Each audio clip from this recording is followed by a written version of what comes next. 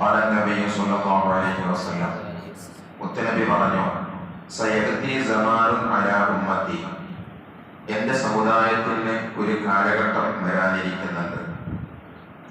അന്ത്യനാളിനോടടുത്ത് ഞാനും നിങ്ങളും അധിവസിക്കുന്ന ഈ വർത്തമാന യുഗത്തിലേക്ക് വിരൽ ചൂണ്ടി മുത്തനബി പറയാണ്, ആ കാലത്തുള്ള ജനങ്ങൾ യഹിബ്ബൂന ഖംസൻ ഫയൻസൗന ഖംസ, 5 കാര്യങ്ങൾ അവർക്ക് ഇഷ്ടമായിരിക്കും, 5 കാര്യങ്ങൾ അവർ വിസ്മരിക്കുകയും ചെയ്യും, അവർ മറക്കുകയും ചെയ്യും. യഹിബ്ബൂനൽ ഹയാത വയൻസൗനൽ മമാത, ജീവിതത്തെ അവർ ഇഷ്ടപ്പെടും, ഒരുപാട് കാലം ഇനിയും ജീവിക്കണം, അതിനെന്താണ് മാർഗം എന്നതിനെ കുറിച്ച് ചിന്തിക്കും. എന്നാൽ മരണം എന്നുള്ള കാര്യം മറക്കുകയും ചെയ്യും, മരിക്കണം എന്നുള്ള കാര്യം മറക്കുകയും ചെയ്യും. യുഹിബ്ബൂനൽ മാല വയൻസൗനൽ ഹിസാബ, സമ്പത്തിനെ ഇഷ്ടപ്പെടും, എന്നാൽ വിചാരണ മറക്കുകയും ചെയ്യും. ജീവിക്കണം എന്ന് ഇഷ്ടപ്പെടുക, മരണത്തെ ഓർക്കാതിരിക്കുക. മരണത്തെ ഓർക്കുക എന്നുള്ളത് മുഅക്കദായ സുന്നത്താണ്. ഏതു സമയത്തും ഒരു മനുഷ്യൻ മരണത്തെ ഓർക്കണം. ആയിഷ ബീവി റളിയല്ലാഹു അൻഹ മുത്തനബിയോട് ചോദിച്ചു, നബിയെ, നാളെ ശുഹദാക്കളുടെ കൂട്ടത്തിൽ ഒരുമിച്ച് കൂട്ടപ്പെടുക ആരെയാണ് എന്ന്. അപ്പോ മുത്തനബി ആയിഷ ബീവിയോട് പറഞ്ഞത്, ദിവസവും 20 തവണ മരണത്തെ കുറിച്ച് ഓർക്കുന്നവർ എന്നാണ്.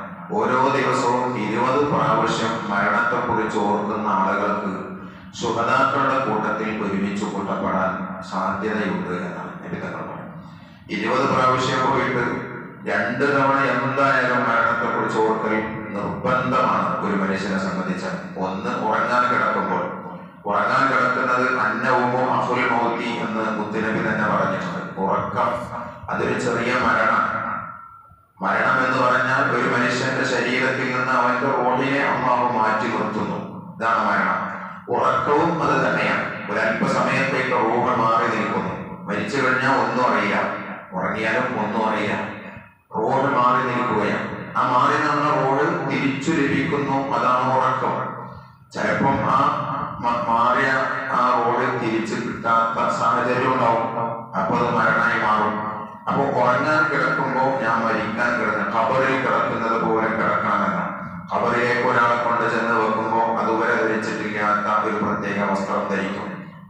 എന്നിട്ട് വലതുഭാഗത്തിന്റെ മേൽ ചെരിഞ്ഞ് മുഖവും നെഞ്ചും വലതുഭാഗത്തിലേക്ക് തിരിച്ച്, ഇങ്ങനെയാണല്ലോ ഖബറിൽ.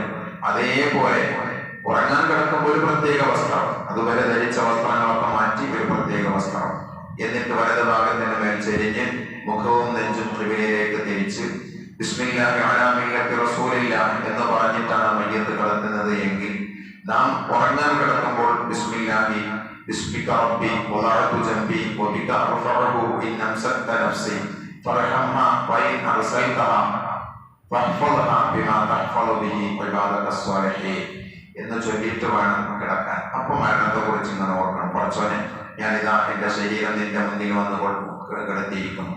ഈ ശരീരത്തെ നീ അങ്ങനെ പിടിച്ചുകൊണ്ട് പോകണമെങ്കിൽ, ഇതെന്റെ ഒരു അവസാനത്തെ ഉറക്കാക്കുകയാണെങ്കിൽ നീ എന്നെ സ്നേഹത്തോടു കൂടെ സംരക്ഷിച്ചു കൊണ്ടുപോകണേ. അതല്ല, എന്നെ തിരിച്ചു ജീവിതത്തിലേക്ക് തന്നെ കൊണ്ടുവരികയാണെങ്കിൽ നീ നിന്റെ കാവൽ എനിക്ക് ഏർപ്പെടുത്തണേ. ഇത് പറഞ്ഞിട്ടായിരിക്കണം ഉറങ്ങാൻ കിടക്കേണ്ടത് എന്ന്. അപ്പോൾ മരണത്തെ ഓർക്കണം. ഉറക്കിൽ നിന്ന് ഉണരുമ്പോ അൽഹംദുലില്ലാഹില്ലദീ അഹ്യാനി ബഅദമാ അമാതനി വഇലൈഹിൻ നുശൂർ, ഇത് ചൊല്ലിയിട്ട് വേണം ഉറക്കിൽ നിന്ന് ഉണരേണ്ടത്. എന്താണ് പറഞ്ഞത്? മരിപ്പിച്ചതിന് ശേഷം വീണ്ടും ജീവിതത്തിലേക്ക് തിരിച്ചു കൊണ്ടുവന്ന റബ്ബേ, നിനക്കാവുന്ന സർവസ്തുതി. അപ്പോഴും മരണത്തെ കുറിച്ച് ഓർക്കണമെന്ന്. നമ്മളാണെങ്കിലോ തീരെ മരണത്തെ കുറിച്ച് ഓർക്കുന്നേയില്ല. മരണത്തെ കുറിച്ച് ഓർമ്മ വരുന്ന സാഹചര്യങ്ങളെ പോലും നാം ഇല്ലാതെയാണ്. അല്ലാഹുവിന്റെ റസൂല് പറഞ്ഞു, ജീവിതത്തെ കുറിച്ച് നന്നായി ഓർക്കുകയും മരണത്തെ കുറിച്ച് മറക്കുകയും ചെയ്യുന്ന ഒരു കാലഘട്ടം വരും എന്റെ സമുദായത്തിന്. പിന്നെ പറഞ്ഞു, യുഹിബ്ബൂനൽ മാല വയൻസൗനൽ ഹയാത ഹിസാബ, സമ്പത്തിന് വലിയ ഇഷ്ടമാണ്. സമ്പത്ത് എത്ര കിട്ടിയാലും മതിയാവില്ല. പിന്നെയും സമ്പാദിക്കണം. അത് ഹലാലായ മാർഗമാണോ ഹറാമായ മാർഗമാണോ ഏതു മാർഗമാണോ എന്നൊരു ചിന്തയും ഇല്ലാതെ സമ്പത്തിന്റെ പിന്നാലെ ഓടി നടക്കാം. എന്നാൽ ഹിസാബിനെ മറക്കുകയും ചെയ്യും. ഒരു വിചാരണ വരാനിരിക്കുന്നുണ്ട്. ഏതു സമ്പന്നനാണെങ്കിലും അവർക്ക് ആ സമ്പത്തിന്റെ കണക്ക് ബോധിപ്പിക്കേണ്ടുന്ന ഒരു ദിനം വരാനുണ്ട് എന്ന കാര്യം മറക്കുന്നു. പ്രവാചകന്മാരുടെ കൂട്ടത്തിൽ സമ്പന്നനായ പ്രവാചകനാണ് മഹാനായ സുലൈമാൻ നബി അലൈഹി സ്വലാത്തു വസ്സലാം. 1.25 ലക്ഷം വരുന്ന പ്രവാചകന്മാരെയാണ് നാളെ മഹ്ശറിൽ ആദ്യം വിചാരണ ചെയ്യുക. പ്രവാചകന്മാരെ വിചാരണ ചെയ്തിട്ട് പിന്നെ മറ്റുള്ളവരെ വിചാരണ ചെയ്യുള്ളൂ. ആ പ്രവാചകന്മാരുടെ കൂട്ടത്തിൽ തന്നെ അവസാനം വിചാരണ ചെയ്യാം സുലൈമാൻ നബിയെയാണ്. കാരണം പ്രവാചകന്മാരുടെ കൂട്ടത്തിലെ സമ്പന്നനായിരുന്നു.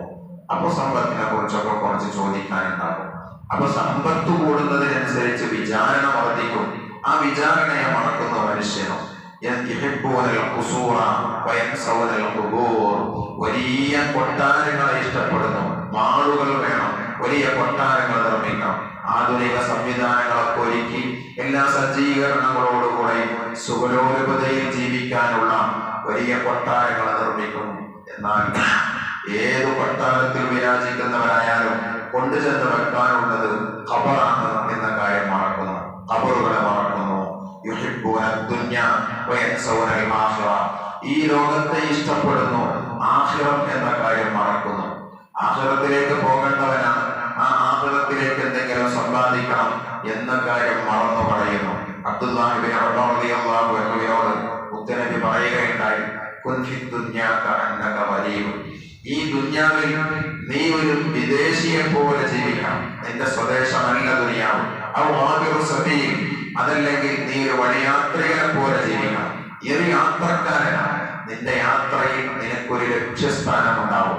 ആ സ്ഥാനത്തേക്ക് എത്താമെന്ന ഒരു ചിന്തയായിരിക്കും നിനക്കുണ്ടാവുക. എന്ന പോലെ തന്നെ നീ ഒരു വിദേശിയാകുമ്പോൾ നിന്റെ സ്വദേശത്തേക്ക് എത്തണം, സ്വദേശമാകുന്ന സ്വർഗത്തിലേക്ക് എത്തണം എന്ന ചിന്തയിലാണ് നീ ജീവിക്കാം.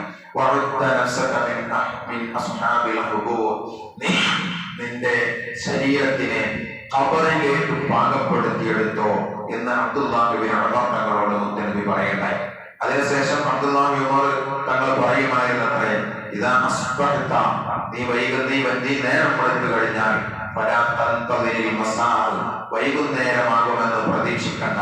വൈദാ അംസൈത, നീ വൈകുന്നേരമായി കഴിഞ്ഞാൽ ഫലാ തൻതദിരിൽ സ്വബഹ, നേരം പുലരുമെന്ന് പ്രതീക്ഷിക്കണ്ട എന്ന്. കാരണം ഓരോ സെക്കൻഡിലും ഏതു സമയത്തും മരണം സംഭവിച്ചേക്കാം.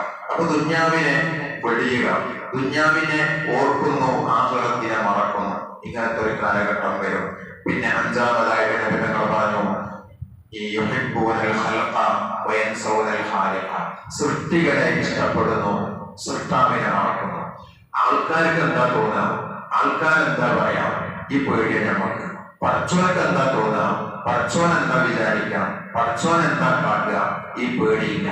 സ്കരിക്കാൻ വന്നില്ലെങ്കിൽ, ജുമാക്ക് വന്നില്ലെങ്കിൽ, നബിദിനത്തിന് സഹായിച്ചില്ലെങ്കിൽ, നബിദിന പരിപാടിയിൽ മുന്നിട്ട് ഇറങ്ങില്ലെങ്കിൽ ആൾക്കാർക്ക് എന്താ തോന്നാം? ആൾക്കാർക്ക് എന്താ തോന്നാം?